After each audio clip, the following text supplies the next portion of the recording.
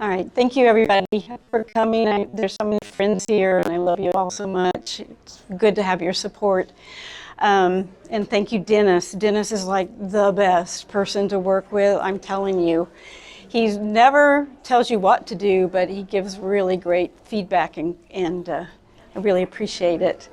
So he kind of guided me through this journey. This all began with during COVID and when we were in lockdown, and I thought I was being really funny on Facebook and talking about cleaning my windows and doing all these things I never had time to do because I was always at the studio or at lunch with friends or socializing or going to openings. So I was like, well, this is good. I need to be here and yeah, I'll clean all the windows and do my spring cleaning and then it'll be over. But it wasn't over. And so the first time that I realized, hey, we're going to be here for a while, I saw a photo essay in the New York Times called Epicenter. And it was all about the New York nurses and doctors just being overwhelmed.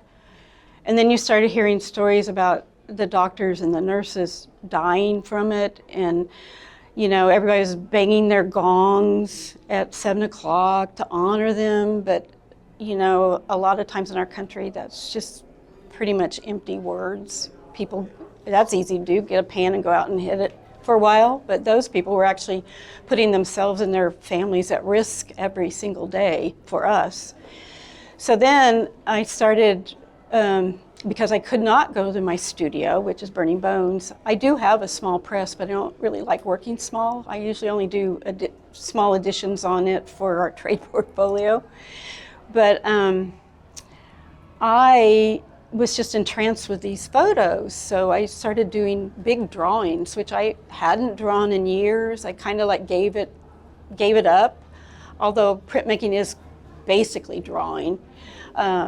But doing graphite drawings that I had quit doing. So I started just pulling out pieces of the gowns and the head coverings and doing all of these drawings. And then at some point I asked my husband if he would, I saw that you could get these paper and we were also in the midst of a supply issue of getting the proper protective gear. So I saw that you could order a package on Amazon. So I'm like, Jeff, will you order me a package of those gowns? And I didn't know at that time what I wanted to do with them, but when they got there, I just started printing with them. So these are monotypes, which is, you can come visit me at Burning Bones and I'll show you how to do monotypes. But the gown, which was very soft and papery, and very fine holes, just didn't give me what I was used to with monotyping. Just wasn't the clarity that I was looking for. So the first ones were on mulberry paper, and I went back, picked up one day and I was like, can I draw back into these? Can I do something with these? Because they're kind of interesting, but they're poorly printed. So anyhow, I picked up my graphite pencils and I started drawing back into them, and I was like, oh, these are really interesting.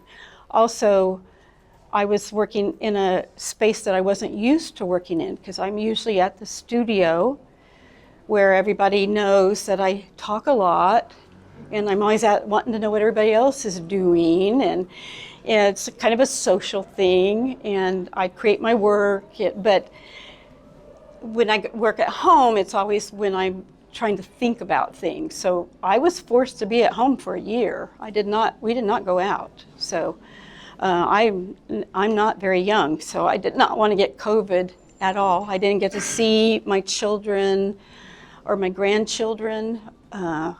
It was really very sad. So anyhow, my time, what I gave myself was the time to basically kind of change how I approached work, and it made it more meditative. It became very meditative. It was like my time to not be stressed out about what the world was going through.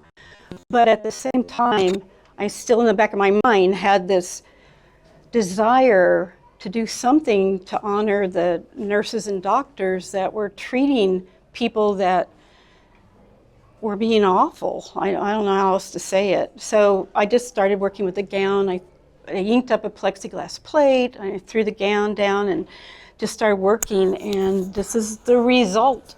So when I got back in the studio, these were done on our big 4-foot by 8-foot press, and those are the actual gowns that I would lay out. And this one I very carefully cleaned all the edges. This one was supposed to be a test just to see how it worked, but I actually fell in love with it.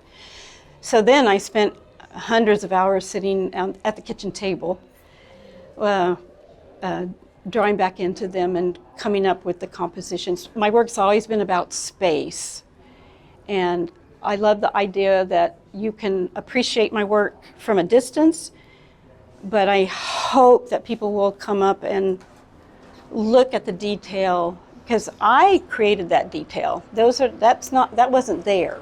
This is like mush, like gray mush. So anyhow, that's the way I look at it. Is it got me through COVID, a year of COVID, and a year of being very alone and in my own space, and learning to be a different artist than I was before COVID. So I'm a totally different artist than I was before COVID. That was Cathie Kayser talking about her latest exhibition, Liminal, now on view at the Galveston Art Center till August 21st, 2022. The Galveston Art Center is located at 2127 Strand, open Wednesday through Sunday, 12 to 5 p.m.